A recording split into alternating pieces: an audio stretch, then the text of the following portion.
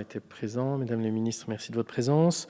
Nous passons à la question Monsieur Bastien Lachaud à Madame la ministre de l'Enseignement supérieur, de la Recherche et de l'Innovation. Monsieur le député, vous avez la parole. Merci Monsieur le Président. Madame la ministre, le 25 janvier dernier, la mise en orbite de 2 satellites de télécommunication par le lanceur Ariane 5 a été mise en péril en raison d'une déviation importante de la trajectoire du lanceur.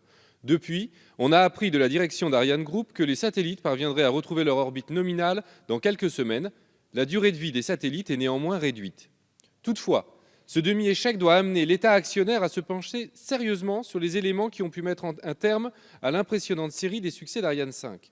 Si l'on s'en tient à l'incident de janvier, il faut noter qu'au-delà de l'enjeu industriel, la sécurité des habitants est en jeu, car, et c'est une première, le lanceur a survolé Kourou.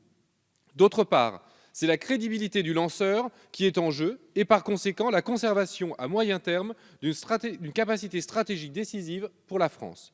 Suite à cet incident, les premières investigations internes évoquent la probabilité d'une erreur humaine. Cette expression est malheureuse et dissimule le problème plutôt qu'elle ne l'identifie. Il n'y a pas d'erreur humaine qui vaille, indépendamment des conditions de travail qui les laissent surgir et des procédures qui devraient les empêcher. Or, précisément en janvier, il n'y a eu qu'une vérification du programme de tir au lieu de 2 habituellement. Il semble que la défaillance en résulte. Quelles seront les conséquences pour les prochains lancements? Il n'appartient pas à un parlementaire de faire l'audit des grandes entreprises industrielles auxquelles participe l'État. Toutefois, il est de notoriété publique que la réorganisation d'Ariane Group n'est pas indolore. En 2017, Ariane Espace a perdu plusieurs dizaines de ses salariés, presque 10% de sa masse salariale.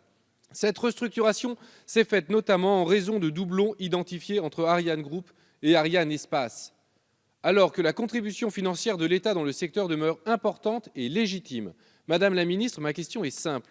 Quelles dispositions avez-vous prises et comptez-vous prendre pour vous assurer qu'un tel incident ne se reproduise pas et plus largement pour garantir la pérennité d'un savoir-faire de pointe dont la valeur est hautement stratégique? Monsieur le député, la parole